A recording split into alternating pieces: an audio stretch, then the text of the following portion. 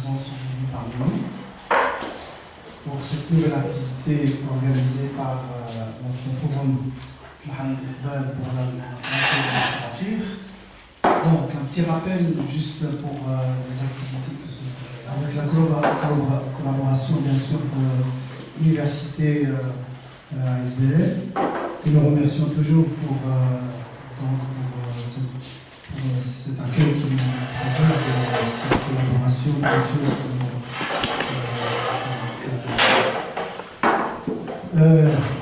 La personne bien sûr de Serge Darabali, donc un petit rappel par rapport aux activités de notre forum. C'est un forum très modeste qui a réalisé maintenant 10 ans, mais qui a accueilli au sein de lui plusieurs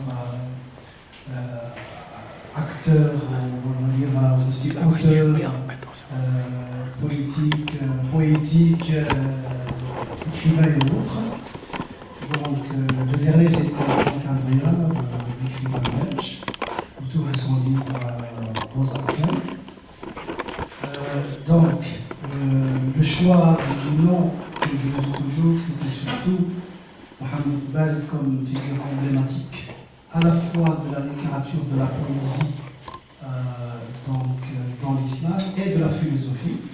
Donc c'est une figure qui combine à la fois, bien qui symbole à la fois de ce qu'on appelle le Jalal ou le Jalal, c'est-à-dire de tout ce qui est beau, esthétique, la poésie, et tout ce qui est aussi le Jalal al-Haqq, c'est-à-dire la grandiosité de la réflexion et de la philosophie. Donc le choix de Mohamed Iqbal aussi, c'est quelqu'un qui symbolise dans son œuvre, sur sa démarche, ces deux dimensions orientale et occidentale, en sachant qu'il a fait ses études ici à Londres, à Paris et à Berlin. Bon, et aussi donc le fait qu'il soit aussi l'un des penseurs de renouveau dans la pensée islamique, dans son livre de 13 de la reconstruction de la pensée. Bon, voilà. Nous accueillons parmi nous aujourd'hui professeur Ralia Djiboul, qui est sociologue, qui est assistante au CISMOC. Le CISMOC, c'est le centre international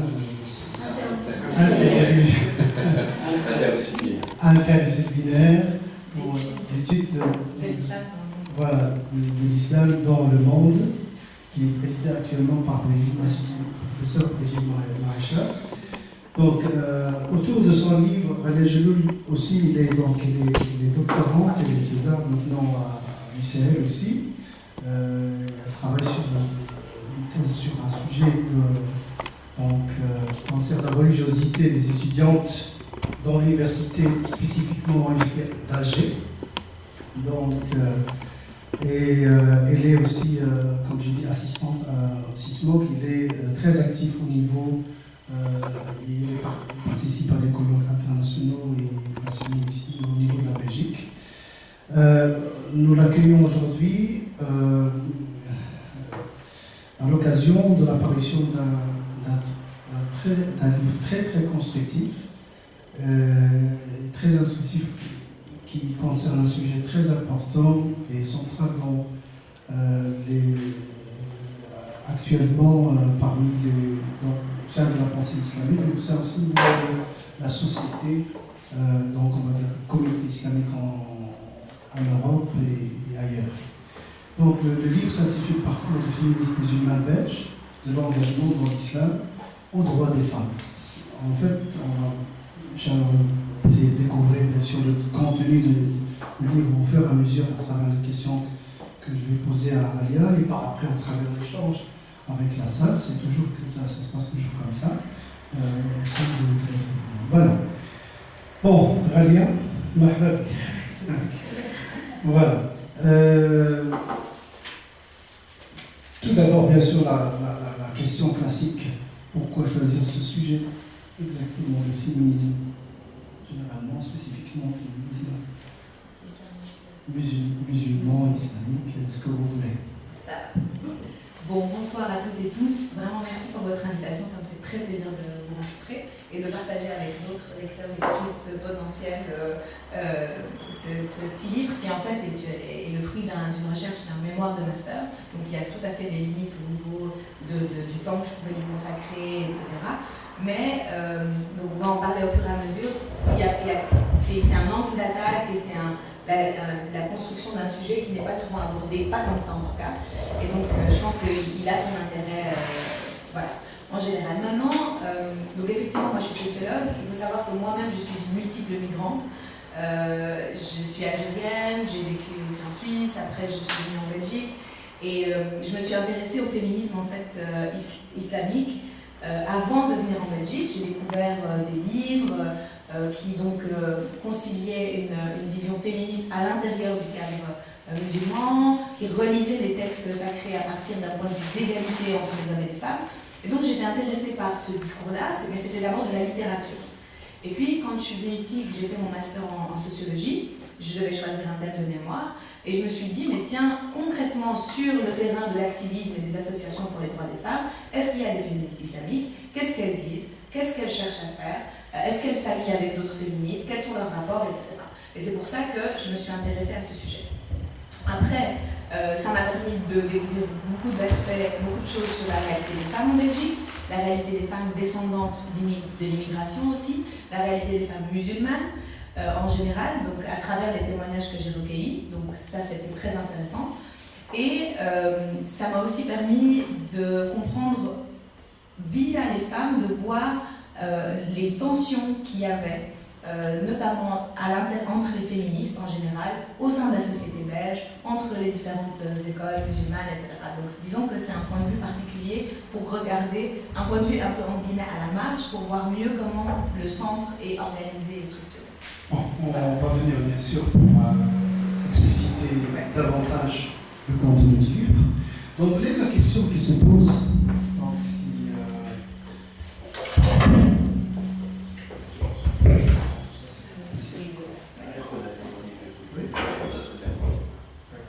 voilà. Je disais d'emblée la question qui se pose par rapport au titre du livre. Si le titre, comme le dit Gérard Genette, c'est le paratexte d'un livre, c'est le seuil par lequel on entre quand on lit des livres, c'est peut-être certains pourront dire l'anachronisme ou bien peut-être le contraste, l'incompatibilité qu'il y a entre quelques termes. Tout d'abord féminisme et puis islam. Féminisme en tant qu'idéologie qui est apparue peut-être à partir de la fin du XIXe siècle peut-être, et qui s'est développée au sein du XXe siècle, et l'islam qui est en religion maintenant, qui a plus que 1400 ans. Bon, peut-être ce contraste, cet anachronisme, cette incompatibilité. Bon, d'emblée, c'est ça ce qui me vient à l'esprit. Qu'est-ce qui reste d'emblée? Alors, justement, je pense que le titre, il résume à peu près tout le livre, donc le titre et le sous-titre. Pourquoi? Parce que parcours c'est vraiment cette idée de... La question que je me suis posée, c'est comment le parcours de vie, donc le parcours social des femmes, les amène à s'engager pour les droits des femmes. Donc c'est clairement leur parcours qui est mis en avant. Ensuite, féministes, parce que c'est des femmes qui œuvrent pour les droits des femmes. C'est ça, en fait, qui fait leur caractéristique féministe. Elles ont une lecture des inégalités hommes-femmes. Elles considèrent qu'il y a un système de domination, elles veulent lutter contre ça. Donc ça, c'est ce qui les caractérise comme féministes. Par contre, elles ne sont pas féministes, elles n'adoptent pas une lecture justement bien ancrée dans un contexte historique dont vous parliez, 19e siècle, société occidentale, etc. Mais elles puissent dans leur référence religieuse cette lecture contre les inégalités, cette volonté d'accéder à l'égalité ou à l'équité ou après à une différente conception des rapports hommes-femmes. Donc pour moi, elles ne se disent pas toutes féministes musulmanes, mais quand je leur proposais le terme, elles me disaient, pour moi c'est une redondance, le fait d'être musulmane c'est déjà que je suis féministe, par exemple. Ou bien, pour moi il n'y a pas d'incompatibilité, je me réapproprie ce qui m'intéresse du féminisme et je l'adapte, mais c'est de ma religiosité que vient mon envie de m'engager et d'atteindre plus de justice entre les hommes et les femmes. De ce point de vue-là, ce terme se combine. Mais le troisième terme qui est très important, c'est belge. En fait, c'est aussi ça qui est important, ce que j'ai voulu montrer en revenant à leur parcours de vie, c'est comment leur vie dans la société belge les a amenés à ces combats-là. Et donc, contrairement à cette idée justement comment dire ça, de personnes étrangères, enfin il y a tout ce fantasme donc l'islam serait patriarcal par essence, que les femmes musulmanes sont soumises, toutes ces images-là. Contrairement à toutes ces images-là, moi ce que j'ai voulu montrer, c'est que ces femmes-là sont des femmes musulmanes en Belgique et féministes, et qu'il n'y a pas de contradiction, et qu'elles s'approprient différents répertoires pour agir, depuis leur vécu. En effet, une question que j'avais posée par après, c'est que, donc, après ma lecture du livre, j'ai remarqué rarement, là où il y en a parmi les femmes que tu as interrogées, rarement sont les femmes, bien sûr, presque pas, qui se sont définies en tant que féministes. Donc, alors, ton choix par rapport à ces femmes-là, comment ça a été donc, fait? Donc, c'est vrai. Comment tu les as identifiées en tant que féministes musulmanes? En fait, c'est ça, le souci que j'ai eu au début, c'est que je me suis intéressée donc, intellectuellement aux féministes islamiques. Donc là, c'est vraiment des femmes qui travaillent sur l'interprétation des textes sacrés pour en dégager donc un message égalitaire. Et puis, en cherchant en Belgique, j'en ai trouvé peu. Vraiment très peu. Elles étaient difficiles d'accès. Et en fait, du coup, j'ai réorienté mon panel. J'ai défini donc, le féminisme islamique comme des femmes qui travaillaient sur les textes, tandis que les féministes musulmanes, ce sont des femmes qui œuvrent pour les droits des femmes et pour l'égalité entre les sexes, depuis leur religiosité, c'est-à-dire que c'est ça qui ancre leur lecture des rapports hommes-femmes, ou bien dans leur communauté religieuse. Et donc c'est ça qui a, c'était ces deux critères-là, dans leur religiosité ou à partir d'eux, pour les droits des femmes. Et en fait, du coup, j'ai rencontré des femmes œuvrant sur ce que j'ai classé 3 scènes. Donc des femmes qui veulent visibiliser, dénoncer les discriminations faites à l'emploi et à l'école sur des femmes musulmanes. Ensuite, la deuxième catégorie, la deuxième scène, ce sont des femmes qui travaillent dans leur communauté religieuse musulmane pour se rassembler avec d'autres femmes, questionner certaines sources, certains textes, certaines normes, etc., pour donner aux femmes plus d'outils pour refuser certaines pratiques, etc., donc les renforcer.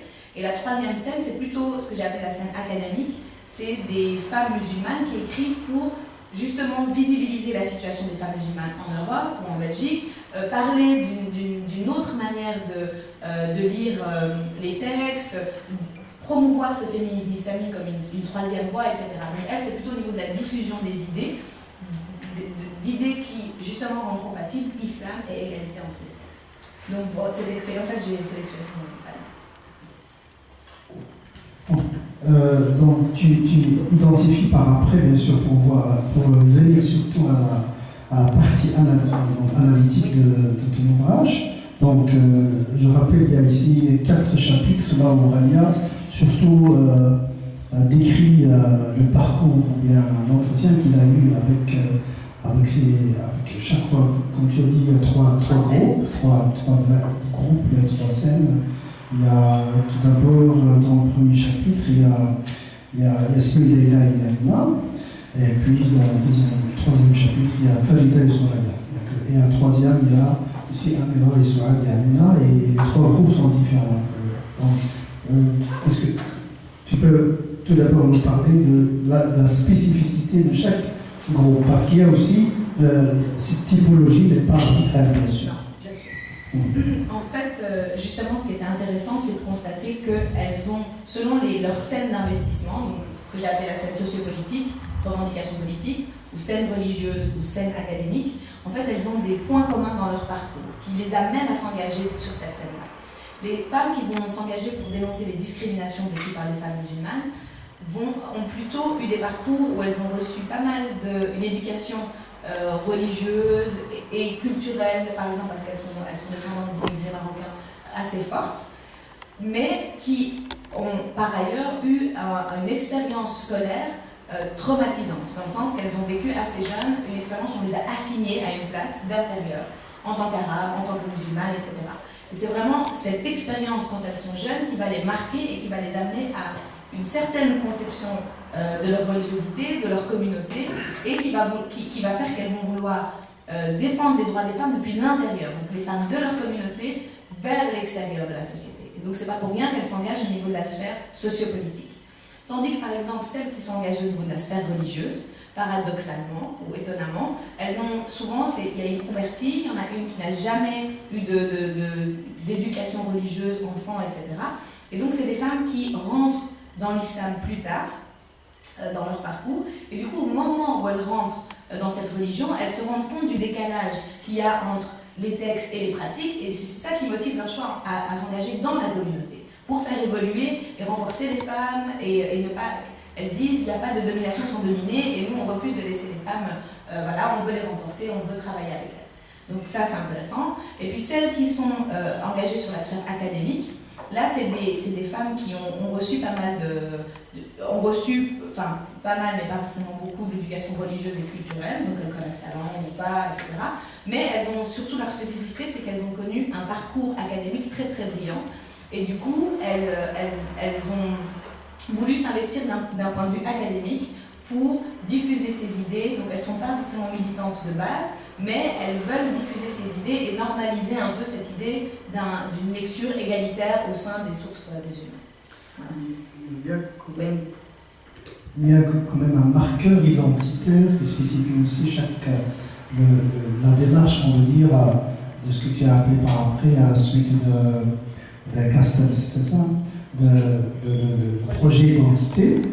Alors, il y a une spécificité de chaque groupe, surtout par rapport à ce que tu as appelé aussi l'ethnicisation de leur... Donc, il y a le premier groupe qui est plus attaché à son, on va dire, à sa communauté d'origine marocaine ou autre. Il y a le deuxième groupe qui est moins attaché, qui combine entre les deux sphères, on va dire. Et le troisième qui est tout à fait, on va dire, qui a eu peut-être une confrontation avec cette utilisation, ou bien un rejet de la dimension culturelle C'est exactement ça. En fait, dans le groupe des femmes qui s'engagent sur la scène sociopolitique, celles qui ont vécu justement ces moments de... Il y a toujours un épisode vraiment de traumatisme durant l'enfance. Alors, la frontière, l'islam devient en fait vraiment le marqueur d'une frontière qui sépare le nous et les autres. Mais clairement, cette frontière, elle se construit au fur et à mesure des expériences à l'école et autres. Et donc, plus on renvoie à cette place, plus elles vont s'y affirmer et du coup se considérer comme faisant partie d'un groupe et pas qui s'opposent aux autres. Donc là, c'est les femmes dont effectivement, chez qui la religiosité joue le rôle d'un marqueur ethnique, vraiment fort. Et on le retrouve dans leur conception aussi du féminisme, d'égalité homme-femme, de leur lien avec les autres féministes, parce qu'elles vont considérer que les autres, c'est des occidentales, elles ont leur manière de voir les choses, et nous sommes différentes, etc. Tandis que le groupe de femmes qui sont actives au niveau de la sphère académique, pour elles, l'islam, c'est plutôt un marqueur, un trait d'union avec la génération précédente, par exemple, c'est un héritage qu'elles ont reçu, qui les aide à dépasser en fait l'origine culturelle, spécifiquement marocaine par exemple, etc. de leurs parents, et plutôt à envisager un islam universel. Pour elles, l'islam c'est justement ce qui est compatible avec les valeurs universelles d'égalité de droits de l'homme, et donc ça ne les rattache pas à une communauté spécifique. Il n'y a pas de eux, nous, c'est vraiment, elles se considèrent comme des citoyens du monde, et l'islam c'est leur religion, mais ce n'est pas un marqueur ethnique comme pour le premier groupe.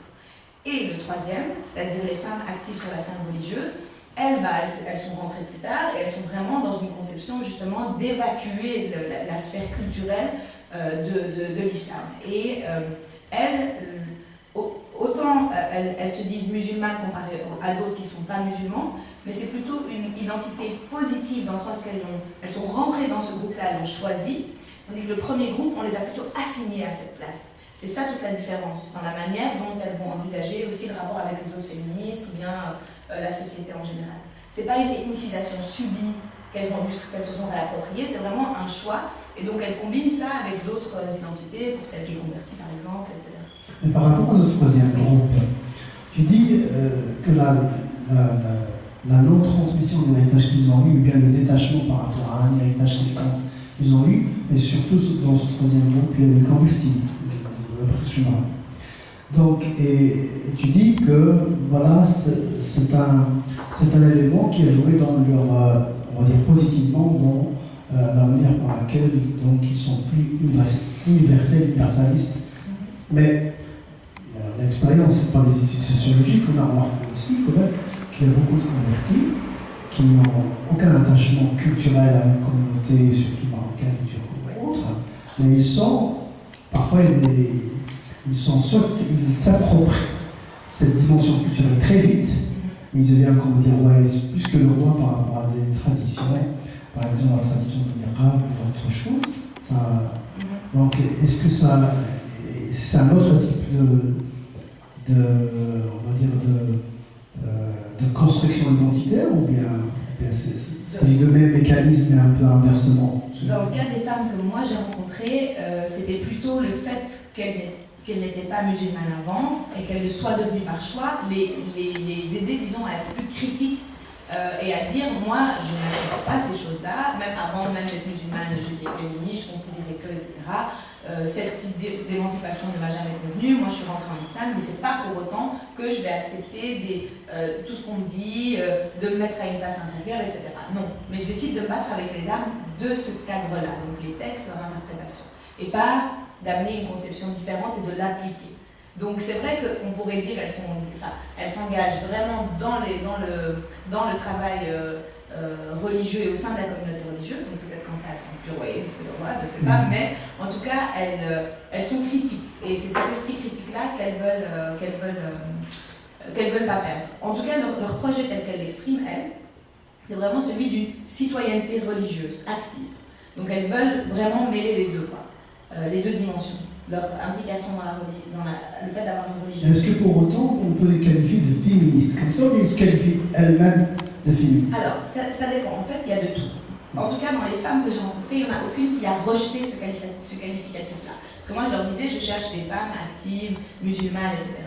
Et j'en parlais avec elles. Donc, soit elles me disaient, moi, c'est pas le titre que je me donne, mais je comprends ce que tu veux dire par là. Et oui, effectivement, c'est à partir de ma religion que je m'engage. Soit elle me disait, bah voilà, pour moi féministe et musulmane c'est une redondance, pour moi musulmane ça suffit pour dire féministe aussi, ou bien elle se l'appropriait, il y en a une qui se dit même féministe islamique, donc ça va aussi, elle travaille sur les textes, mais ce qu'il y a de féministe pour moi, c'est le fait qu'elles ont une grille de lecture, ou des rapports entre groupes hommes et femmes où il y a une domination, et qu'elles veulent lutter la contre. Mais après, si elle se réfère à Simone de Beauvoir ou si elle se réfère à Khadija, la femme du prophète, etc., ça c'est autre chose. Après, il y a différents types de féminisme. Et le vécu de chaque femme, c'est à partir du vécu de chaque femme que se développe sa pensée féministe. Il n'y en a pas une qui est universelle et qui est unique. Donc c'est pour ça que moi, j'ai regardé leur engagement. Et puis le terme, je leur ai expliqué pourquoi, je l'explique bien dans le livre ce que je veux dire moi par là, et c'est pour ça que je les ai appelés comme ça. Voilà. Maintenant, venons surtout à la grille de lecture que tu as développée ici par rapport aux trois groupes. Donc, le premier groupe, tu identifies une sorte de féminisme différentialiste. Le deuxième, une sorte de féminisme égalitaire. Le troisième, c'était une sorte de féminisme contractualiste. Peux-tu nous expliciter un peu? Parce que, oui.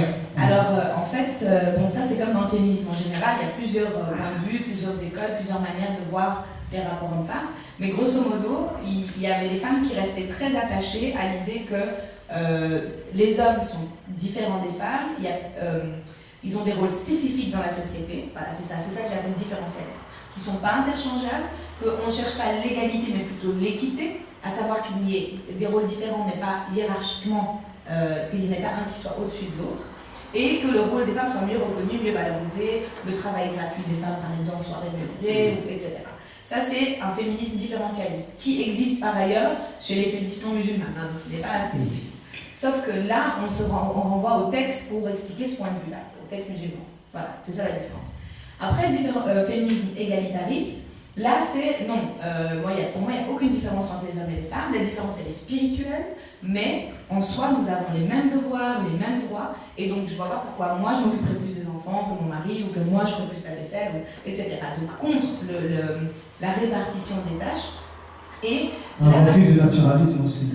Voilà, exactement. Et là, vraiment, alors là, c'était des exemples vraiment, le prophète, lui, il cousait ses chaussettes, il n'y a pas de raison que ce soit les femmes qui fassent ça, etc. Donc, de nouveau, on va rechercher dans la même aussi mythologie, mais d'autres exemples qui vont appuyer un autre point de vue vraiment plus strictement égalitaire. Et là aussi, dans cette perspective-là, il y a des fois des mélanges de références avec justement des féministes non musulmanes, plus mainstream, comme on dit, quoi, plus égalitaires. Voilà. Et enfin, contractualiste, alors là, c'est plutôt l'idée que, en fait, les rapports hommes-femmes se régulent dans un contrat. Donc, au moment où on se marie, on décide, on se met d'accord. Et donc, c'est entre deux personnes qu'il faut trouver cet équilibre-là. Et il n'y a pas besoin, si on veut, de le réguler socialement plus largement. Mais disons que cette vision-là, déjà, elle réduit toutes les problématiques du patriarcat au moment du mariage et au rapport entre ces deux personnes. Alors qu'avant de se marier, il y a aussi, on est déjà des femmes insérées dans un système de domination masculine, d'une part, et puis c'est aussi l'idée du libre choix. Si une femme a accepté ça, alors c'est bon, elle l'a accepté. Or, elle ne se demande pas quelles sont les conditions pour réaliser vraiment un choix qui soit libre. Et donc, de ce point de vue-là, voilà, le féminisme contractualiste, moi je dis que c'est un peu partiel, mais que c'est probablement influencé par le fait que justement dans le panel, ce sont des femmes chiites qui m'expliquent ça, et que peut-être c'est lié à une vision aussi plus juridique, plus développée de ces contrats de mariage, etc. Enfin voilà, par rapport au monde sunnite. Donc c'était une hypothèse. Donc ça c'était vraiment encore autre chose. Bon, à partir de là, vous pouvez intervenir, mais on continue sur votre échange. En même temps, si vous pouvez intervenir une fois que vous avez une remarque ou bien quelque chose à ajouter, donc vous voulez simplement dire votre avec l'auteur. Bon, là, il y a quand même implicitement, par rapport même à toi, la chercheuse, tu le dis peut-être à la fin, à la conclusion, donc c'était difficile pour toi de se détacher complètement donc de réaliser une objectivité suprême et absolue, ça c'est impossible. Donc étant donné ton appartenance ethnique et culturelle, mais quand même on sent qu'il y a pour toi aussi une évaluation plus ou moins, il y a une préférence plus ou moins par rapport à un de ces trois groupes, trois catégories, on va dire. Par exemple, je vous donne la preuve. La preuve à l'appui. Donc, par exemple, ici, une fois que tu parles du premier groupe, tu parles de limite du féminisme ici chez le premier groupe, avec cet éclatement de position, nous pensons y trouver. Tu parles effectivement du premier groupe ici, nous trouvons face à des limites du féminisme musulman. Alors, quelles sortes de limites, surtout par rapport à ce premier groupe? Les limites, en fait, c'est peut-être un peu ce qu'il y a dans le sous-titre. mais par contre, par rapport au troisième groupe, tu viens de le dire d'ailleurs, tu parles d'un aspect positif de l'identité. Donc déjà, je crois que le mot positif, c'est un jugement de valeur. Tu parles de quoi? De quel groupe? Troisième. Lequel? Académique? Non, académique, bien sûr. Non, Religieux. Oui, voilà, religieux, donc contractuel, quoi. Le troisième groupe contractuel. Et j'ai dit positif par rapport à... Donc à leur manière de forger leur identité. Voilà. Tout à fait. Alors ça, le terme positif, c'est la manière dont elles se racontent, c'est-à-dire qu'elles vont parler d'un choix et d'une découverte et de quelque chose de positif, et elles ne vont pas le raconter à partir de quelque chose d'une expérience négative qui les a amenées à ça. C'est dans ce sens-là. Mais à part ça, je vais expliquer peut-être les limites. Voilà, exact. En fait, justement, les limites, et c'est tout le cœur du sujet, c'est que il ne s'agit pas que d'être des femmes dans un système de domination masculine, c'est aussi d'être des femmes musulmanes dans un système raciste qui infériorise des groupes à partir de ce critère-là. Et donc le combat de ces femmes-là, ça ne va pas être uniquement de se battre contre et des pratiques patriarcales au sein de la communauté ou à l'extérieur de leur communauté, religieuse, ethnique, mais aussi de se battre contre leur infériorisation en tant que musulmanes. Et c'est pour ça qu'il y a les deux combats. Et pour elles, les deux combats ne sont pas, on ne peut pas les différencier, elles les font en même temps. Donc elles ont plusieurs stratégies, elles ont plusieurs discours, elles ne travaillent pas de la même manière ou elles ne luttent pas de la même manière dans leur famille et dans leur entourage que quand elles prennent la parole publiquement, par exemple. Et donc c'est pour ça que le sous-titre c'est de l'engagement dans l'islam aux droits des femmes avec un point d'interrogation, parce que parfois ça part d'une volonté de défendre l'islam et on aboutit à la défense des droits des femmes musulmanes, puis parfois ça part d'une envie de défendre les droits des femmes, et on utilise l'islam parce qu'on est dans la communauté musulmane, et donc ça c'est une des armes pour lutter pour les droits des femmes. Donc c'est en fait, il y a des deux. Et donc peut-être que c'est ça que je voulais dire dans ce premier groupe par rapport à la limite, c'est qu'on sent bien in fine, dans leur discours féministe, qu'il y a peu de choses du patriarcat, en guillemets, qu'elles vont déconstruire. Et c'est surtout le fait de montrer qu'elles parlent de l'islam pour s'engager pour les femmes qui est important. Ce sera justement cette appartenance ethnique, cette construction ethnique, vu leur expérience d'assignation négative. Donc elles vont vraiment dire Islam is good, c'est ce que je dis à un moment, Islam is beautiful, donc elles vont vouloir défendre l'islam et dire mais oui, c'est pas parce que je suis musulmane que je suis soumise, etc. Non, regardez, moi je m'engage pour les droits des femmes. Tandis que d'autres, ce sera pas ça, ce sera plus une perspective féministe, mais insérée dans l'islam et donc travailler avec des femmes de la communauté. Et puis académique, c'est un peu entre les deux, quoi. C'est diffuser un discours hybride pour que d'autres puissent lire, comprendre la situation des femmes musulmanes en Europe et contextualiser ces luttes. Concernant cette question d'hybridation des ressources identitaires, dont tu parles beaucoup ici, donc cette hybridation implique-t-elle une incohérence quelque part dans la manière par laquelle ces actrices sociales donc, construisent leur identité? Moi, je dirais pas du tout incohérence, mais plutôt elles sont en fait dans des positions où elles sont traversées par. Elles occupent plusieurs positions dans la société, et donc leur identité, elle reflète cette multiplicité de positions. En tant qu'appartenant à des minorités ethniques, religieuses, en tant que femme, donc aussi considérées comme minoritaires dans un autre type de pensée. Et donc, en fait, pour moi, selon les situations, elles adaptent leur manière de se présenter et leur discours. Et c'est tout à fait normal parce qu'elles déploient plusieurs stratégies.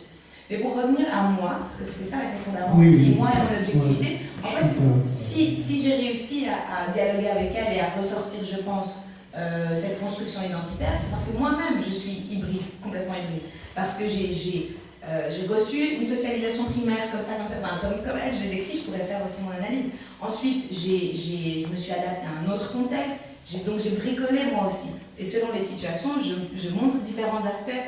Et donc c'est pour ça que j'ai réussi à comprendre ce qu'elle vivait. Par contre, je dis aussi que j'ai senti que le lien que j'avais avec elle, parfois, était imaginaire, elle n'était pas réelle. Parce qu'en fait, malgré le fait qu'on ait des parcours d'immigration en Europe venant de pays d'Afrique du Nord, moi je suis primo-arrivante, mais elles sont souvent descendantes d'eux, malgré ça, on n'a pas vécu le même parcours, même dans cette immigration. Et donc là-dedans, on s'est construit différemment. Donc en fait, le but aussi de ce livre, c'est de monter la variété des discours, variété des modes d'engagement, des parcours, des conceptions féministes, pour vraiment casser les images stéréotypées le plus possible. J'ai bien aimé cet aspect d'interférence un peu subjective avec. J'aurais aimé que tu l'approfondis davantage. Bien sûr, le travail académique ne le permet pas de plus, mais cette manière là où le sociologue ou bien l'anthropologue s'étale à travers l'objet de son étude. Bon, il y a certains sociologues et anthropologues qui l'ont fait bien, par exemple, notamment Dil Ekelman qui avait fait une thèse d'anthropologie au Maroc, en passant en revue la vie d'un savant à partir des années 30 jusqu'aux années 60, avec toute l'évolution sociale et donc idéologique qu'a impliqué sa vie, mais en même temps en faisant un travail sur lui-même d'un anthropologue américain qui se voit. Donc c'était bon, mais bien sûr le cadre c'était un mémoire. Ça c'était un mémoire de débat. Alors dans le mémoire on trouve plus de parties réflexives. Ça c'est la version publique. Ah oui, donc on trouve. Oui, on trouve bien sûr. Bon, j'aurais aimé que ça tu aurais pu la laisser dans le livre aussi. Un paragraphe. Un paragraphe sur ça carrément. Vers la conclusion. Ben, c'est dommage parce que tu l'as mentionné à la fin de la conclusion, c'était très bien. Là, j'ai ouvert les yeux plus, mais ouais, c'était la conclusion. Les Juan, donc si vous voulez intervenir, il est temps, si vous avez. Mais en même temps, on continue. Hein. Si vous ne voulez pas, on continue notre conversation. Abdel, tu veux intervenir? Il serait mieux. Non, c'est pas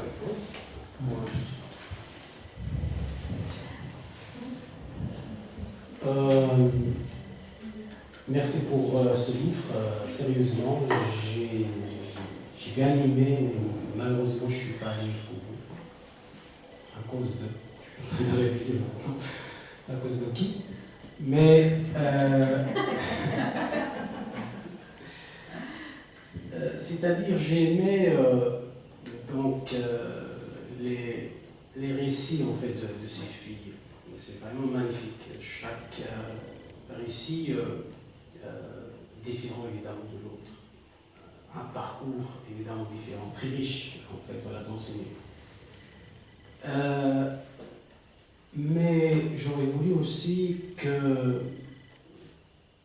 soient un peu différents, c'est-à-dire un panel aussi large, pas limité en nombre, 7, pas suffisant, 8, et surtout je remarque qu'il y a la deuxième grande communauté musulmane en Belgique. Est-ce que le féminisme ne la côtoie pas, c'est ça? Malheureusement, il le dit.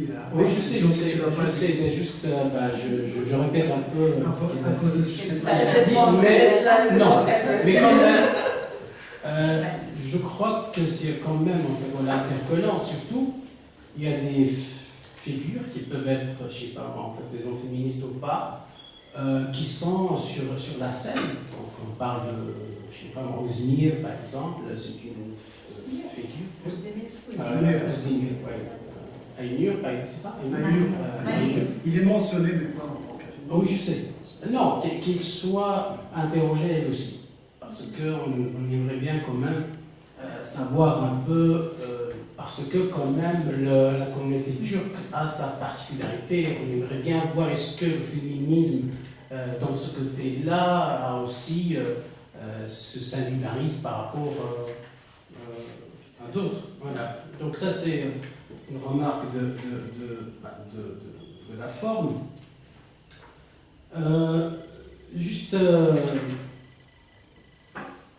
c'est-à-dire, quand on parle de féministe, surtout quand tu as en fait mentionné via certains en fait, quand ils te parlent du féminisme, ils essayent de forger leur propre acception, évidemment, leur propre notion, et ils parlent de la troisième voie. D'abord, la troisième voie qui essaie de se distinguer par rapport au féminisme en fait classique, et aussi par rapport à ce qui se passe à l'intérieur de leur propre en fait, communauté. C'est pourquoi ils parlent de la troisième voie. J'ai tout simplement remarqué que cette constatation est faite particulièrement par la deuxième catégorie, j'imagine, des femmes en fait interrogées. Ça veut dire ce que vous qualifiez-vous le parcours académique, etc. Disons, ma question ici, en fait, sont là-dessus, parce que cette catégorie-là, il a un capital culturel aussi, assez en fait qu'on développé. On remarque qu'une fois le capital en fait culturel important, avancé, on commence un peu à relativiser, à se détacher de ce qui est intra-communautaire vers l'extra en fait, communautaire, au point où parfois on s'aligne complètement sur des valeurs tout simplement universelles. Donc je ne m'ethnitise pas. Donc voilà, sur ce plan-là. Ma question tout simplement, est-ce que vous n'avez pas, par exemple, remarqué via cette catégorie-là que en s'ouvrant par exemple à l'extra-communautaire, en travaillant avec d'autres maisons féministes, est-ce qu'ils ne travaillent pas avec elles selon cette troisième voie? C'est-à-dire, on ne met pas un combat contre l'homme autant que tel, parce que je le définis en opposition pas, mais autre chose. Est-ce que, par exemple, vous n'avez pas pu deviner, remarquer, déduire quelque chose, en fait, dans ce sens-là? Ça, c'est pour commencer. Ok. Je veux bien.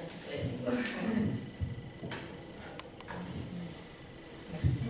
Alors, par rapport au panel, oui, ça c'est vrai, c'est la limite principale, le fait qu'il n'y ait pas de femmes d'ascendance d'origine turque, le fait qu'il n'y ait pas plus de femmes, tout simplement, mais ça, voilà, c'était un mémoire, c'était court, et en fait, ma stratégie aussi, je le dis, ma stratégie n'a pas été la bonne, n'a pas été la plus adaptée au terrain, dans le sens où moi j'ai d'abord été chercher les figures médiatiques les plus visibles, et je voulais à partir d'elles qu'elles me conseillent d'autres personnes à voir. Mais en fait, ces figures les plus visibles étaient très difficiles à rencontrer. D'ailleurs, Marie-Louise Demir, je n'ai pas pu la rencontrer. Il y en a certaines, c'était les plus connues, je les ai rencontrées toutes à la fin, donc ma stratégie n'a pas du tout marché. En fait, ce que j'aurais dû faire, c'est aller dans les collectifs, me présenter, passer du temps avec elles pour expliquer mon projet, et à partir de là, rencontrer plus de militantes de base, entre guillemets. Ça aurait été... voilà. Donc, je suis tout à fait d'accord. Par rapport aux femmes de la scène académique, alors c'est super intéressant parce qu'effectivement, on parle tout le temps de la religiosité comme, dans la littérature, on parle souvent de la religiosité comme d'un facteur d'ethnicisation, alors que chez ce groupe-là, la religiosité, c'est un facteur de désethnicisation. Ça veut dire que c'est ce qui va leur permettre de sortir de la communauté, puisqu'elles vont dire, nos parents, ils avaient une lecture qui était très culturelle, très liée au contexte où ils vivaient au Maroc, nos grands-parents, mais nous, on garde le lien avec eux à travers l'islam, mais on sort des obligations communautaires. Et en fait, du coup, c'est des femmes qui vont beaucoup plus varier leurs références, qui vont beaucoup plus s'approprier des références différentes et bricoler un discours hybride. C'est ça le sens de la troisième voie. Et moi, je dirais que justement, ces femmes-là, dans leur rapport aux autres féministes, c'est celles qui utilisent le moins ces catégories de nous, vous, c'est très en fait de vous émanciper. Alors il y a cette figure de rejet d'émancipation à la mini-jupe. Ça c'est vraiment c'est comme si le féminisme mainstream c'était ça. Et donc nous on n'est pas comme ça. Alors que ces femmes-là pas du tout. Elles essayent de construire un discours des femmes musulmanes en fait. C'est plutôt qu'elles essayent de faire émerger cette voie-là. Je crois que c'est ça le sens de leur travail. Pour qu'on trouve des textes, qu'on trouve des appuis quand on veut discuter de ces questions-là, donc diffusés et fabriqués par ces femmes-là, et pas d'autres qui parlent à leur place. Ça, c'est super important. Et dans ces textes-là, elles hybrident effectivement les références. Elles ne prennent pas des discours déjà faits, mais elles mettent, en fait, elles se mettent à dos des deux autres discours. Donc, à la fois, elles s'affirment en tant que femmes en train d'être des actrices de leur communauté religieuse, au même titre que les hommes, et en même temps, envers les féministes, elles disent « nous sommes musulmanes » et c'est pas quelque chose qu'on peut mettre de côté dans la manière dont on lit la société, parce qu'on est les deux. Donc moi, je dirais qu'elles sont moins dans un rejet des autres féministes, mais c'est pas pour autant qu'elles, je sais pas comment expliquer, qu'elles vont s'aligner complètement. Elles sont vraiment dans une négociation, quoi, des deux... entre les deux, alors communauté, voilà, au sens large, parce qu'elles sont très multiples, elles ne sont pas monolithiques. Mais elles sont beaucoup plus actives au niveau du discours, alors que les autres, ce sera des actions, de la dénonciation, et donc peut-être parfois des sit-ins ou bien des manifestations, donc c'est autre chose. Quoi. Elles vont agir et être visibles, tandis que celles-là, elles vont plutôt écrire et diffuser ces idées-là. D'accord. Bon. Ok, allez.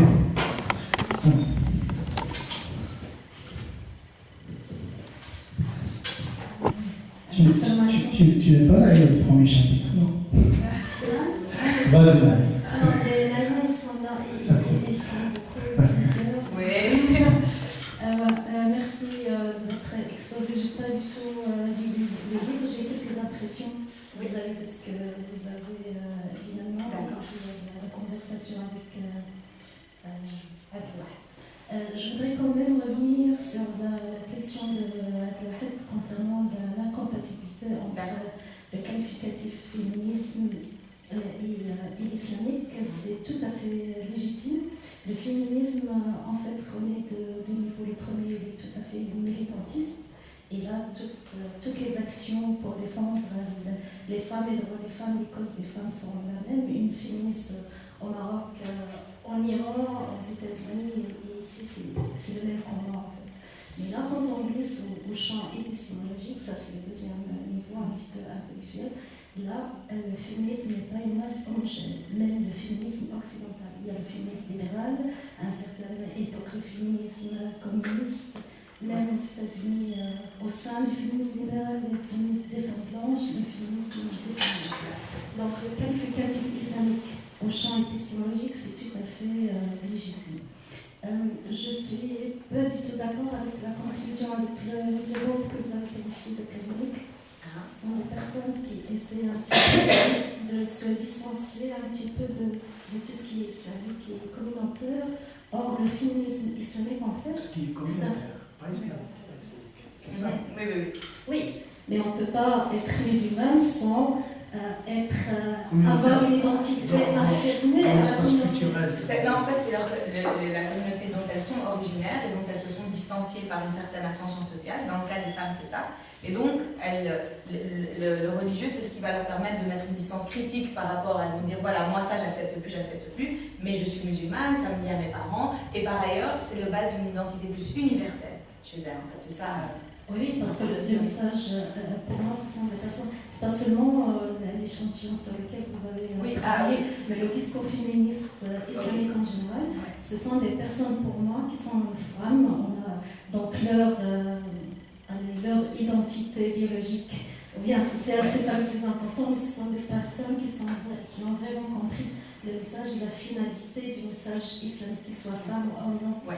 Donc il y a leur vécu, le contexte, la réalité des acquis qu'ils ont eus via l'éducation, via l'expérience et via ce qui est permis à connaître par tous les moyens. Donc ils ont acquis un certain niveau de réflexion, une certaine connaissance, une certaine réalité. Et vis-à-vis de leur spiritualité, ce qu'ils connaissent de leur religion, parce que ce sont des femmes qui ont un accès direct au texte, que ce soit coranique ou prophétique, et n'ont pas besoin de médiation, ils n'ont pas besoin qu'on interprète la religion. Pour elles, on n'a pas besoin qu'on interprète le texte coranique ou bien prophétique. Pour elles, ce sont des personnes qui ont atteint un certain niveau intellectuel et une certaine connaissance des valeurs suprêmes de l'islam, qui est en premier lieu la justice, qui est justice, équité, peu importe le genre de la personne. Donc, même dans le texte coranique, le genre, c'est pas quelque chose, les versets ou bien les jugements ou bien n'est pas basé sur le genre. Quand on parle d'un croyant, c'est homme et femme, musulman, homme et femme. Donc c'est là où on dit musulman, musulmane, croyant, croyante. Donc ce sont des personnes qui ont atteint ce niveau. Et leur combat, c'est de l'intérieur de la sphère islamique, que ce soit au niveau théologique savant, ou bien que ce soit au niveau de la vie quotidienne. Pour la qualification du premier groupe que vous avez étudié, que vous avez qualifié d'un féminisme limité, moi j'adhère complètement. Je ne peux même pas le qualifier de féminisme, mais ce sont de femmes qui revendiquent leurs droits, mais au niveau de leur conscience, elles sont conformistes avec le fonctionnement d'une communauté, d'une société musulmane. Ils convergent vers ces slogans de la complémentarité des rôles sociaux des hommes et des femmes musulmans. J'ai seulement une petite réserve sur le fait d'assimiler la religion à l'ethnie. Donc dire que la religion pour certaines femmes est une marque ethnique, moi ça je peux pas j'arrive pas à le comprendre ni à le concevoir, parce que une religion ne peut jamais être assimilée à une ethnie. Peut-être une ethnie est caractérisée par la religion, la langue et les traditions, etc. Mais que la religion soit en fait le qualificatif et comme ça de s'affirmer, d'affirmer l'appartenance à une ethnie, moi ça me dépasse. J'aimerais bien si vous pouvez approfondir comment vous concevez ça. Comme si je suis musulmane, sincèrement ça m'a un petit peu dépassé d'assimiler la religion, bien l'aspect religieux, bien la spiritualité à l'ethnie à laquelle appartient la personne. Voilà, merci. Bon. Alors merci beaucoup pour votre intervention. Donc par rapport à l'incompatibilité, voilà, vous avez complété. Par rapport à ces donc bon, moi effectivement j'ai analysé des parcours de vie spécifiques, donc je ne peux pas extrapoler à toutes les féministes islamiques ou autres. Celles dont je parle dans la scène académique, c'est à travers ce qu'elles m'ont dit que j'ai saisi le sens de leur engagement. Pourquoi est-ce qu'elles faisaient ça? Pourquoi elles diffusaient ces discours-là? Donc vous, je comprends que vous avez une vision plus large par rapport à d'autres, mais peut-être dans ce que vous disiez, ce que je trouvais qui manquait, que moi j'ai vu chez ces femmes-là, c'est le fait que vous dites, elles ont atteint un niveau élevé de connaissances, donc elles travaillent dans leur communauté et dans leur vie quotidienne. Mais moi, ce que j'ai vu chez ces femmes-là, c'est qu'elles, chaque société dans laquelle elles vivent, au-delà du fait que c'est des femmes musulmanes, si elles vivent aux États-Unis, si elles vivent en Iran, si elles vivent au Maroc ou si elles vivent en Belgique, c'est pas pareil. Leurs combats quotidiens, justement, ne seront pas les mêmes. Et c'est dans ce sens-là qu'elles participent à diffuser un discours sur les femmes musulmanes européennes, les problématiques spécifiques que ces femmes-là ont ici. C'est ça en fait que je voulais dire par diffusion d'idées, réflexion pour sortir de ces espèces de deux camps et de tracer cette troisième voie. Donc c'est mobiliser leurs connaissances, mais aussi leur position en tant que souvent, donc elles sont dans la sphère académique effectivement, pour diffuser de nouvelles idées en fait elles se définissent comme des spécialistes du contexte. Voilà, donc elles veulent vraiment parler d'un islam contextualisé localement. Et c'est dans ce sens, enfin voilà, donc c'est juste pour rajouter cette nuance-là. Enfin, par rapport à cette ethnicisation du religieux, donc là, le terme ethnique, enfin ethnie et le processus d'ethnicisation, ça vient des théories sociologiques, donc l'ethnie, ce n'est pas du tout vu comme... l'ethnie, c'est un terme polysémique qui veut dire principalement le traçage de frontières entre deux groupes. Mais après, à partir de quoi est-ce qu'on trace cette frontière? Ça peut être une langue, ça peut être une couleur de peau, tout ça c'est une construction sociale. Ce n'est pas moi qui définis des ethnies, c'est vraiment la manière dont la place que dans la construction identitaire va prendre la religiosité qui trace une frontière nette.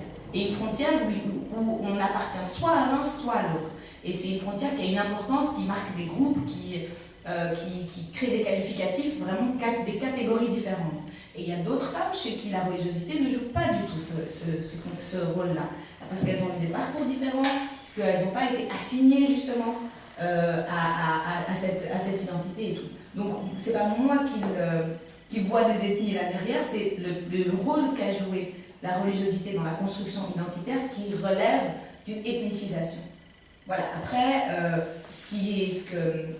comment dire ça, peut-être quelque chose au niveau identitaire qui est différent selon les générations, puisque là c'est souvent des femmes descendantes d'immigrés maghrébins, c'est que les générations précédentes, l'ethnicité, c'était plutôt une identité ethnique nationale du pays d'origine, tandis que le fait, ces femmes-là, elles se disaient musulmanes belges et non pas belges issus de l'immigration marocaine, etc. Donc en fait, quelque part, leur religiosité, c'est comme si c'était dans le paysage belge leur particularité. Vous voyez? Donc c'est juste pour dire, c'est comme s'il y avait un transvasement ou un passage de... C'est pas des personnes extérieures à cette société, elles sont d'ici, mais elles ont la particularité d'être musulmanes. C'est dans ce sens-là que ça joue ce rôle-là. Voilà, mais en fait c'est dans le texte que j'explique quand est-ce que ça vient et comment je le vois. Et parfois, faut compléter un peu. Parfois,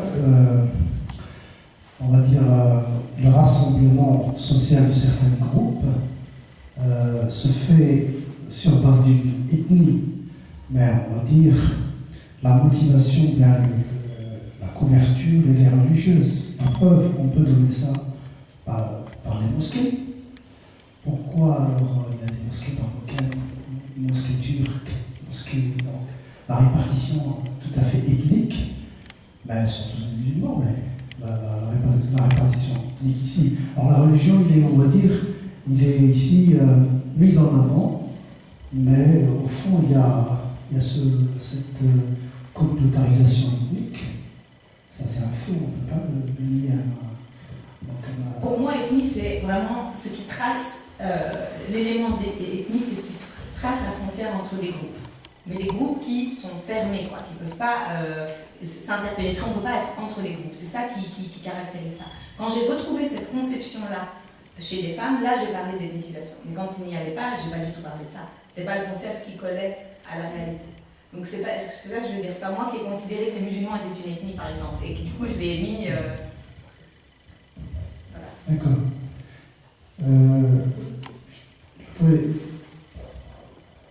Si on veut faire un peu de sociologie de connaissance cette fois-ci, les lectures de ces femmes-là, tout groupe compris,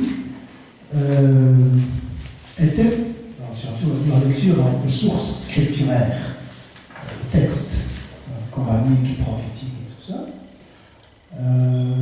Tout d'abord, est-ce qu'il y a donc les exemples que tu as interviewés ici, est-ce que parmi elles, il y a déjà, par exemple, disons, des compétences, on va dire, dans le domaine?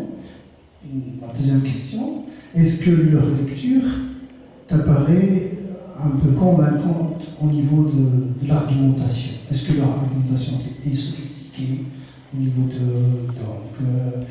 il y a une argumentation philosophique, anthropologique, scripturale, ou bien ce sont des lectures simplistes, plus militantes qu'autres? Militantes toutes, déjà. Par contre, non, moi je ne peux pas dire simpliste ou élaboré, mais je dis dans le livre qu'il y en avait qui avaient plus de capital culturel ou religieux que d'autres, ça c'est clair, et qui élaboraient beaucoup plus, et qui faisaient référence à des sources différentes, et tandis qu'il y en avait qui, comment dire ça, comme je le disais, essayer surtout de défendre l'islam à travers leur posture de femmes musulmanes engagées. Et donc dans ce cas-là, c'était plutôt déconstruire des préjugés que réellement peut-être déconstruire des normes, comme vous disiez tantôt, conformistes. Par exemple, par rapport au fait de est-ce qu'une femme peut être imam ou pas, il y en a qui me disaient, oui, moi je vois absolument pas pourquoi une femme ne pourrait pas être imam, on est égaux, on a les mêmes compétences, pourquoi est-ce que moi je ne pourrais pas guider une prière, etc. Tandis que d'autres me disaient, non, ça je suis pas sûre, j'ai jamais lu un texte qui affirmait ou pas cela, donc je préfère ne pas m'avancer. Donc disons qu'elles restaient quand même dans une certaine forme de conformisme. Si elles n'avaient pas entendu vraiment quelque chose qui allait dans ce sens-là, elles préféraient ne pas dépasser un certain cadre. Tandis que d'autres, non, partaient d'un principe d'égalité et tout ce qui contrevient à cette idée-là, le déconstruisent historiquement, anthropologiquement, etc. Donc il y avait différentes approches et de nouveau, ça dépend de leur parcours, donc du capital scolaire qu'elles ont eu. Moi, ce que j'ai essayé de dire aussi ici, c'était que principalement, en fait, c'est que l'école, en fait, c'était un lieu principal pour la construction de cette ethnicisation. C'est-à-dire sociologue hispanique qui s'appelle Reina Martin. en Belgique. La réaction de Véronique n'a pas reflété ça. Si vous Mais voulez le dire. Mais cette légende, Non, il a- je féminise au Maroc et les Fatima Wazid, c'est une thèse que tu dois l'approuver. Hein. Je suis prête. Tu dois la défendre. Hein. Je suis prête. Non, les marxistes, ce sont les premiers théologiens dans le monde musulman qui ont fait un partage de l'héritage égal entre l'homme et la femme, parce que la femme de Sous, c'est une femme qui fait de l'agriculture, et c'est une... Normalement, c'est très très avancé, mais personne n'a mis ça en... Moi, ma femme, Il assiste même pas avec... son papa, il est où? Il est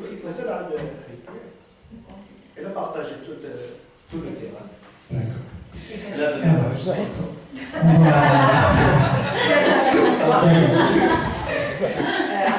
Juste une question là.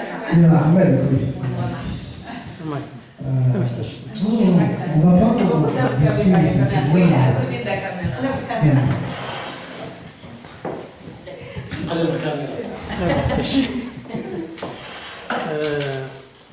J'ai bien lu votre livre, il est très intéressant.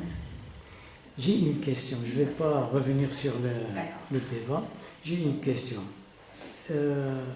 Comment vous voyez le féminisme musulman? Est-ce qu'il est en régression vu que le féminisme occidental, il est déjà en régression, on peut dire même en échec, suivant certains lecteurs du dernier congrès à Barcelone ou à Madrid. C'est vraiment un grand échec. Est-ce que vous ne voyez pas que ce féminisme musulman, il va suivre la même route que celui de l'occidental, puisque en Amérique, c'est vraiment, il y a une disparition. À l'échelle de l'Europe, il y a échec du féminisme occidental parce qu'il n'a pas arrivé à égaliser au niveau des salaires, au niveau des postes, à plusieurs niveaux. Il n'a pas réussi. Donc, on peut dire qu'il est en échec. Chez nous, est-ce que vraiment il ne va pas suivre le même déclin que ici en Europe? Ou bien, chez nous, il est imposé par certains, ça veut dire au Maroc, dans le monde musulman, il est imposé par certains centres, dans le monde musulman, il est imposé par certains centres pour le diviser pour relever certaines questions de religion, d'égalité, de hirs, peut-être c'est ça le but chez nous dans le monde musulman et chez les musulmans ici aussi. C'est pas un autre but social ou quelque chose comme ça. Pas du tout. Parce que chez nous, il n'y a pas uniquement le problème de religion. Il y a aussi la discrimination à l'échelle sociale. On trouve aussi qu'il y a le problème de salaire, le problème des postes. C'est le même problème ici à l'échelle de l'Europe, il existe chez nous. Mais on ne voit pas qu'il y a un vrai débat à ce niveau-là. Donc comment vous voyez ça? Est-ce qu'il va continuer ou bien il va regresser aussi chez nous? Vu qu'il y a un nouveau courant qu'on entend dernièrement par les attaques contre la famille, c'est le courant des genres et tout ça, c'est un nouveau débat, c'est un nouveau débat. Je pense que ce nouveau courant, il va faire disparaître le premier. Je vais répondre et après moi je réponds si tu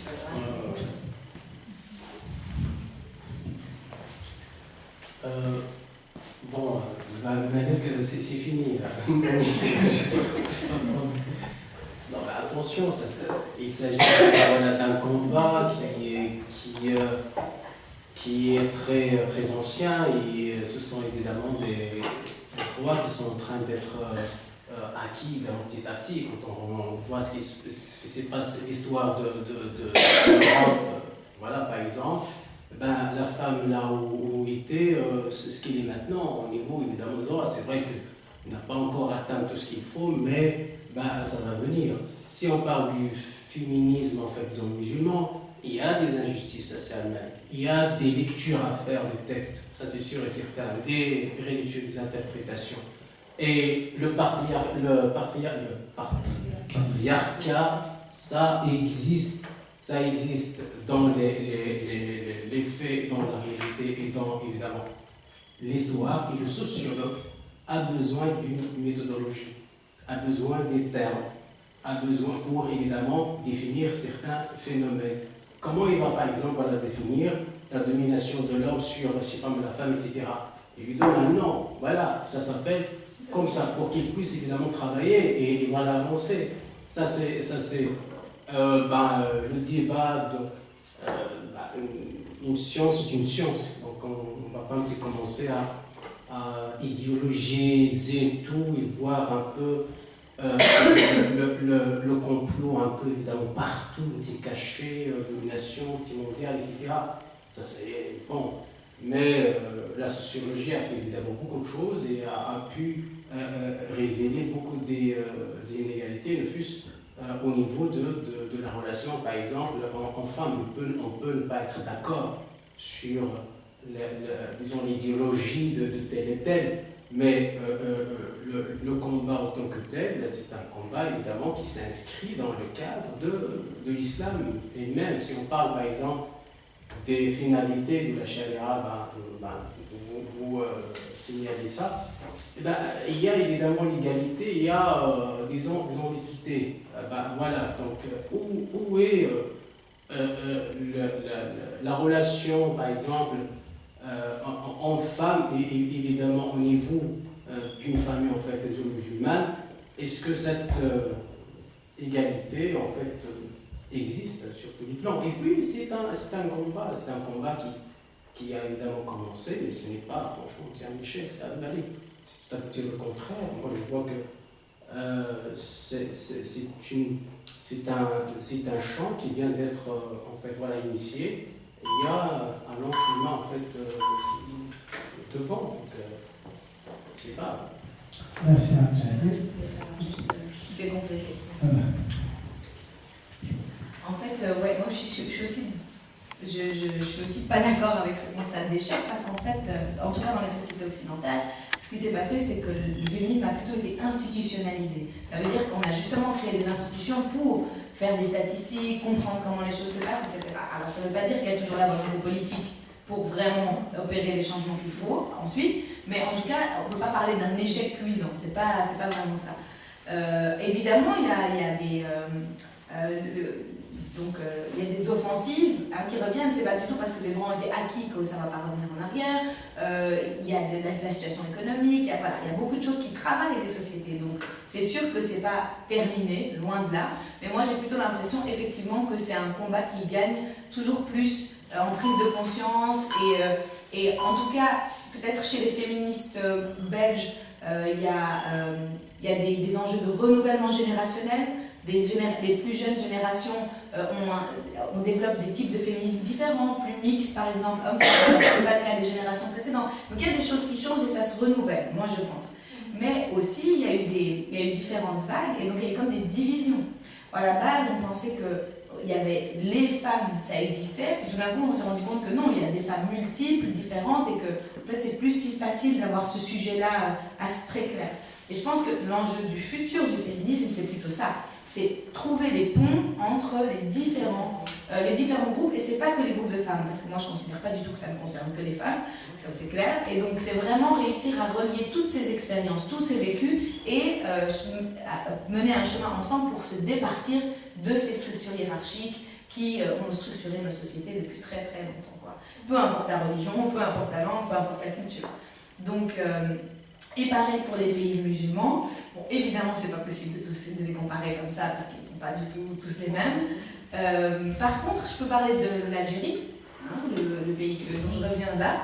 Et ce que je peux dire, c'est que même si le discours féministe n'a pas forcément pris de la place depuis 20-30 ans, les femmes, par contre, sont beaucoup plus dans le champ, dans la sphère salariale, sont beaucoup plus actives, donc occupent beaucoup plus d'emplois, sont beaucoup plus dans les espaces extra-domestiques. Et donc on voit bien qu'il y a des choses qui changent malgré le fait que les lois ne changent pas, malgré le fait qu'il n'y ait pas une politique qui aille dans ce sens-là. Donc il y a des opportunités qui se créent et donc le changement, il est en cours. Donc de nouveau, je ne pense pas que c'est un échec. Je pense que l'histoire, elle avance et qu'il y aura sûrement des étapes à venir vers l'égalité, mais ça, c'est mon souhait. Voilà. Merci. Je voudrais... dernière question peut-être, et comme ça, on va libérer par après, parce que ça fait un crise ici, donc sur le troisième groupe, il y a un rejet de dimension culturelle. Mais en fait, même au sein de la culture traditionnelle, dite traditionnelle par exemple, chez nous au Maroc, presque ici, les femmes ne sont pas si soumises que ça. Par exemple, dans les grandes médinas, par exemple, tout le monde connaissait que c'est la femme qui gère le foyer, c'est elle qui part parfois. Donc, on savait de la culture traditionnelle, il y a une certaine. On ne doit pas tomber dans un simplisme qui est. Alors, loin de là, la question, peut-être n'est pas traitée là, tu n'as pas encore traité, au sein de certaines femmes salafistes, courants salafistes. Est-ce qu'il y a ce genre de. On ne va pas l'appeler un féminisme, bien sûr, il y a déjà une problématique en évoquant le féminisme par rapport à ces femmes-là. Est-ce qu'il n'y a pas une certaine conscience de la condition féminine au sein de certains musulmans qui se disent aussi salafistes? Peut-être. Alors, est-ce qu'il y a des personnes qui ont des éléments de réponse à apporter à ça?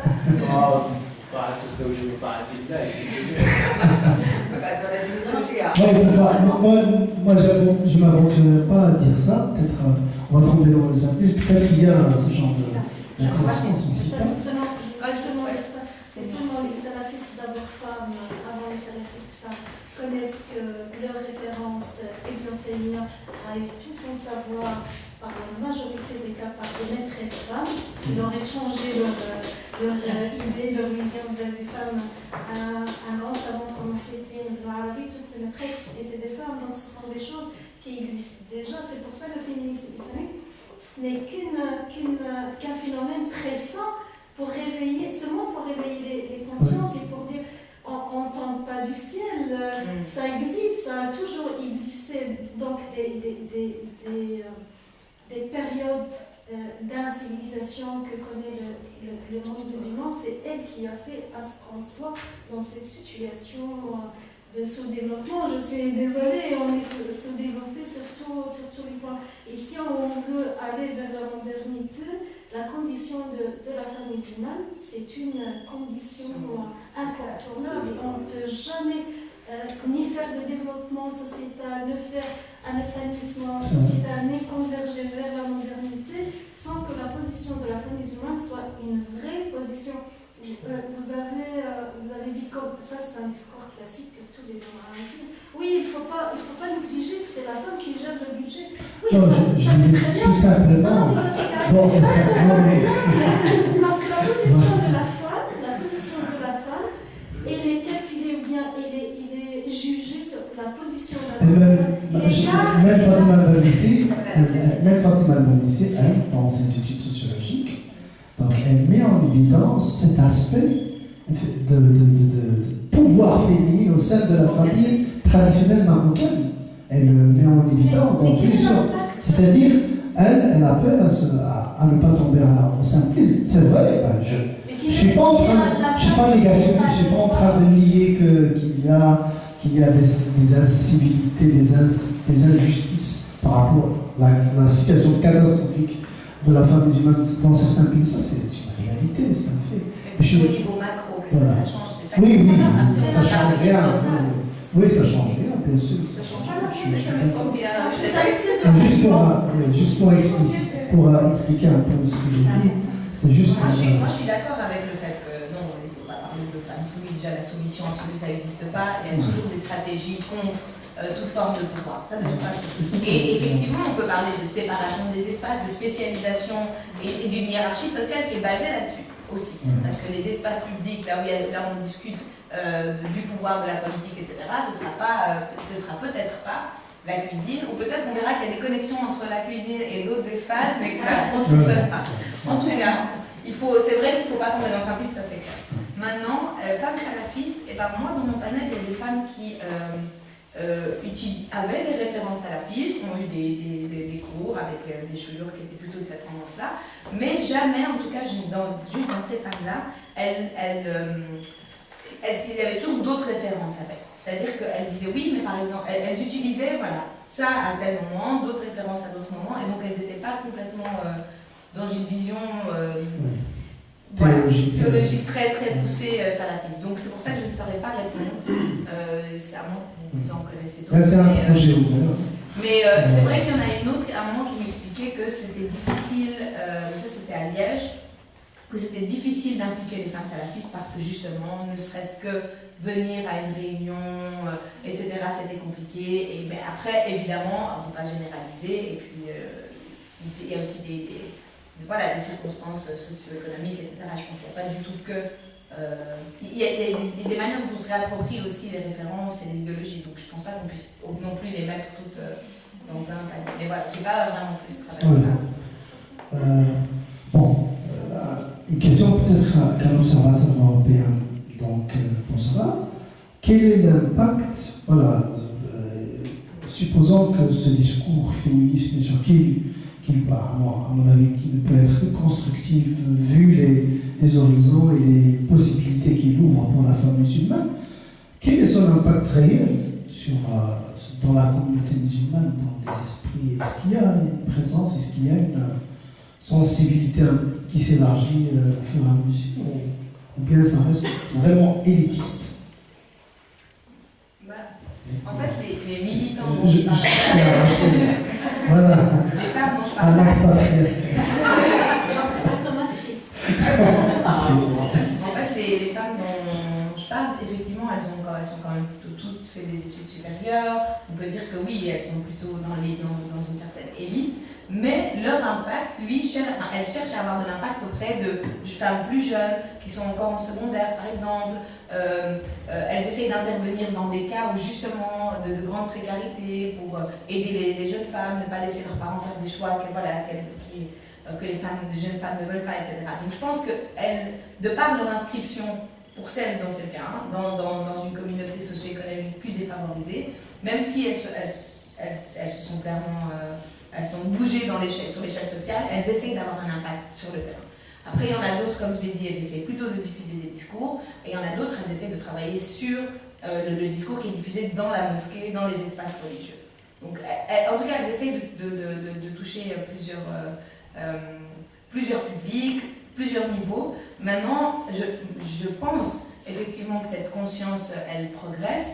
Selon d'autres témoignages, par exemple, on parlait de Femmes musulmanes de Belgique, qui est une association qui avait essayé de fédérer des femmes de plusieurs provinces pour faire un travail ensemble. Là, apparemment, ça avait échoué parce que, justement, il y avait des réalités trop différentes entre les régions. Donc, effectivement, peut-être ça, je ne l'ai pas dit au début, mais ce travail, c'était vraiment sur communauté francophone de Belgique. Et donc, il faudrait aussi, évidemment,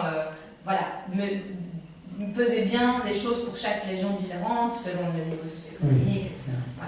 C'est pas pareil à Bruxelles qu'ailleurs. Le tissu associatif est plus fort aussi. Voilà. Je crois qu'on arrive à terme de cette soirée, de cette merveilleuse soirée avec Alina et avec son livre. Donc, je voudrais vous remercier de votre présence parmi nous. Un grand merci à tous et à toutes. Et merci encore à Alia d'avoir accepté notre invitation. Nous remercions aussi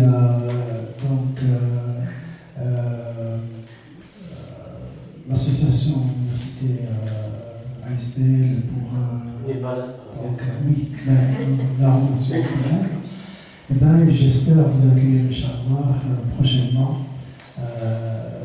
pour une nouvelle activité autour dans notre livre, Inch'Allah. Qui nous fait... Comment? Oui, je voulais, Inch'Allah, donc, à la fin, te demander un dernier mot, exactement, voilà, par rapport à cette soirée, par rapport à l'invitation, par rapport à comment ça s'est déroulé. Merci beaucoup pour l'invitation. Le seul but d'écrire un livre, c'est d'un jour rencontrer des gens qui le lisent ou qui sont intéressés dans ce sujet et qui ça intéresse. Mais surtout, je suis très contente qu'on ne parle pas du féminisme uniquement le 8 mars. Et aujourd'hui, nous sommes le... Et ça, c'est super chouette, qu'on puisse aborder cette thématique-là. Et plus un peu et que ce soit pas, qu'on soit pas non plus arrêté, enfin, que ce ne soit pas une problématique arrêtée au 8 mars, comme si c'était la seule journée où on pouvait en parler. Et je remercie beaucoup le public, les personnes qui sont là, qui sont réceptives et qui ont envie de débattre et d'aller plus loin. Moi, ça m'a beaucoup enrichi et comme je vous le disais, c'était un travail de mémoire, c'était un début, mais tout ce dont on a discuté va alimenter ma réflexion en général. Et voilà, je vous remercie pour ce temps. Merci. Avant Et juste une petite information, demain, à Khayriya, 18h30, vous connaissez tous Khayriya, il y a un débat autour exactement de l'islam et sciences humaines. Mariage ou divorce. Donc il y a trois intervenants. Trois intervenants, Cheikh Mohamed Ndiaye, Dr Mohamed Abou Chadi, que je ne connais pas, et moi-même, Inch'Allah. Merci bien. Il faut encore. Ça va.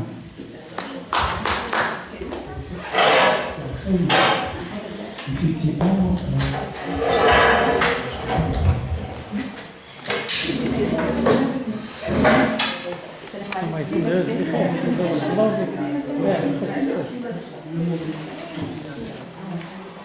Ça vient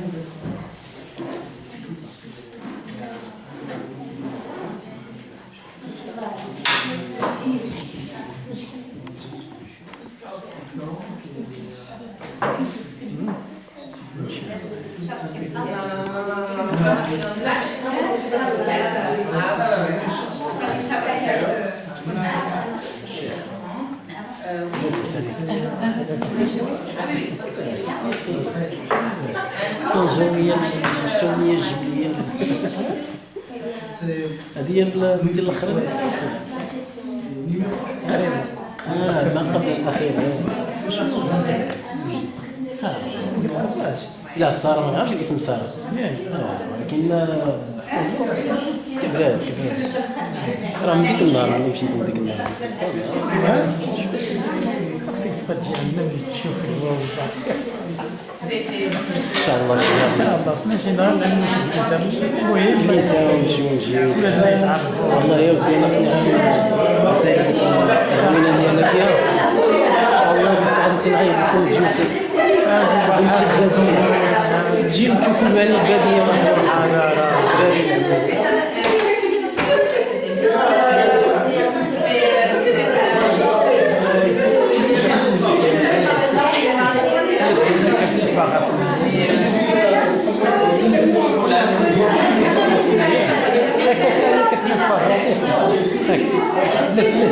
يعني نمشي كنا خليك بابا امشي مو